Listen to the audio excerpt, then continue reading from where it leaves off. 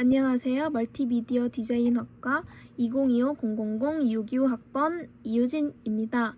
첫 번째 주제, 그리스 신화 조사 의미 현대서 해석을 가지고 기말 발표 시작하겠습니다. 교수님께서 수업 중에 하셨던 말이 있습니다. 그리스 신화는 거울이고 그 신화를 통해 우리의 모습을 알아보고자, 그리고 예술은 거울이고 그 예술에서 나타난 그리스 신화를 발견하는 것이 이 수업의 목표이다. 저는 이 말이 계속 머릿속에 남았습니다.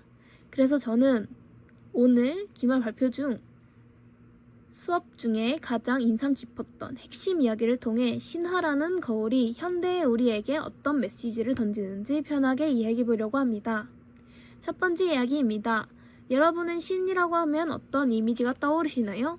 완벽하고 감정도 없고 항상 올바른 선택만 하는 존재일 것 같죠? 그런데 그리스 신화 속 신들은 전혀 그렇지 않습니다. 술에 취해 실수를 하고 질투에 눈이 멀어 복수를 하고 사랑 때문에 무너집니다. 그리고 신들도 우리와 똑같이 몸을 가지고 있거든요. 그렇기에 더더욱이 모습을 보고 있으면 이상하게 낯설지 않습니다. 왜냐하면 너무 우리랑 똑같기 때문입니다. 결국 신화라는 거울은 멀리 있는 완벽한 신에 비추는 게 아니라 우리 인간의 본능과 감정을 있는 그대로 비춰주는 거울이었던 거죠. 신과 인간은 비슷해 보이지만 결정적인 차이가 하나 있습니다. 바로 호흡하는 공기가 다릅니다. 신들은 아이를 낳는 맑고 순수한 공기 속에서 살아갑니다. 이 공기는 썩지도 않고 사라지지도 않는 말 그대로 생성소멸하지 않는 물건입니다. 반면 우리는 어떤가요? 숨쉬는 공기도 우리의 삶도 계속 변하고 사라집니다. 그런데도 우리는 늘 변하지 않는 것, 영원한 가치, 그리고 완벽한 이상을 꿈꿉니다. 어쩌면 우리는 늘 변하고 사라지는 현실 속에서 살면서도 영원히 변하지 않는 가치나 인간이 끝없이 갈망하는 이상, 그 자체를 보여주는 거울인지도 모릅니다. 또 하나 재미있는 신과 인간의 차이는 몸속에서도 드러납니다. 신들의 몸에는 이코르라는 썩지 않는 신성한 액체가 흐르지만 인간의 몸에는 피가 흐르고 결국 그 흐름은 언젠간 멈추게 됩니다. 그래서 인간은 언젠가 죽게 됩니다. 탄탈로스라는 이 경계를 넘으려 했던 인물입니다. 신들을 전지전능한지 시험하겠다는 오만한 생각으로 자신의 아들을 죽여 음식으로 바치는 끔찍한 행동을 합니다. 그렇게 결국 그는 영원히 채워지지 않는 형벌을 받게 됩니다. 이 이야기는 분명 잔혹하지만 오히려 우리에게 중요한 질문을 던집니다.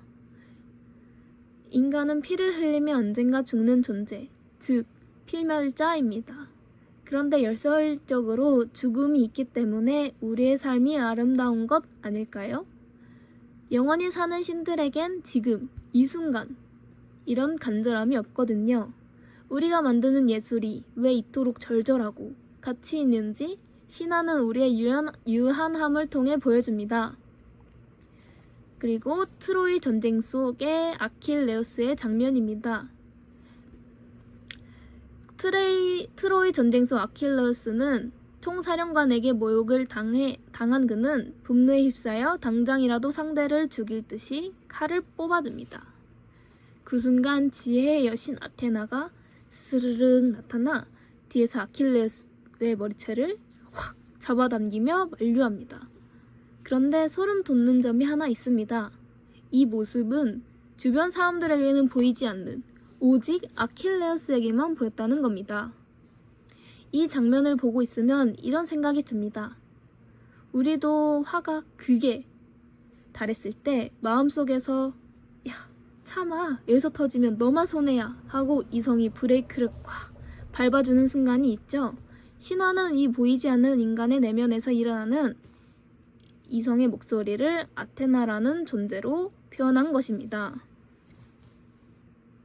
그리고 이번에는 아프로디테와 아도니스의 이야기입니다. 아프로디테는 인간인 아도니스를 사랑하게 됩니다. 하지만 이 사랑은 오래가지 못했는데요. 그 이유는 아프로디테의 당분에도 아도니스는 사냥을 나갔다가 멧돼지의 공격을 당해 결국 목숨을 잃게 됩니다. 사랑하는 존재를 지키지 못한 아프로디테는 깊은 슬픔에 빠지고 그의 피가 떨어진 자리에는 붉은 꽃 아네모네가 피어납니다. 이 이야기는 말해줍니다. 사랑은 단순히 아름다운 감정이 아니라 상실과 고통을 함께 품고 있는 감정이라는 것을요. 아프로디테의 또 다른 이름은 베누스, 그리고 그녀의 아이들 에로스, 쿠피도로 불리기도 합니다. 큐피도로 그리고 사랑의 화살을 쏘는 존재입니다. 베누스는 라틴어로 욕망, 쿠피도는 매력이란 뜻이에요. 그러니까 고대인들이 보기에 사랑이란 건 멋진 매력에 이끌려 내 마음속을 통제할 수 없는 욕망이 불타오르는 현상 그 자체였던 겁니다. 오늘날 대중문화나 현대의 광고 예술들도 정확히 이 방법을 쓰잖아요. 끊임없이 매력적인 이미지들을 보여주며 우리의 욕망을 자극하죠. 수천 년 전 신화 속에 이미 현대 소비사회에 거울이 들어있었던 셈입니다. 신화는 이미 오래전에 이 구조를 알고 있었던 것이죠. 지금까지 사랑과 미에는 파괴적인 면만 살짝 보여드렸는데 하지만 사랑과 미에는 파괴적인 면만 있는 건 아닙니다. 아프로디테가 바다 거품에서 태어나 처음으로 키프로스 섬에 발을 내딛는 순간 그녀가 밟은 땅마다 아름다운 꽃들이 활짝 피어났다고 해요. 그래서 고대 미술 작품들을 보면 조각상 앞에 꽃이 떨어져 있는 흔적만으로 미의 여신이 여기를 스쳐 지나가셨구나 라는 것을 알 수 있었다고 합니다. 척박하고 메마른 땅 위에 꽃을 피워내는 이 발걸음, 이게 바로 예술의 힘 아닐까요? 고단한 현실을 살아가는 현대인들이 아름다운 예술을 보면 마음의 위로를 얻고 생기를 되찾는 것처럼 신화는 미라는 존재가 가진 치유력을 보여주었습니다. 마지막으로 히브리스입니다. 신의 영역을 만만하게 보고 덤볐던 인간들의 오만인 히브리스는 인간에게 주어진 엄격한 한계를 뜻합니다. 신화라는 거울이 현대의 우리에게 던지는 가장 무거운 질문이 바로 이겁니다. 지금의 인류는 과학기술로 자연을 다 통제할 수 있다고 믿는 히브리스, 즉 오만에 빠져 있지 않나요? 하지만 기후위기처럼 과학기술로 통제할 수 없는, 우리 삶에는 통제할 수 없는 어두운 순간들이 찾아올 때가 있습니다. 신화는 우리에게 말합니다. 인간의 한계를 인정하고 자연의 순리 앞에 겸손해지라고 말이죠. 그리고 페르세폰의 씨앗, 지하세계 석류 씨앗을 먹어 이순과 저순을 오가야 했던 페르세폰의 운명. 이것 또한 오만에 빠져 있었다고 생각합니다. 지금까지의 이야기를 통해 그리스 신화라는 거울을 들여다보았습니다.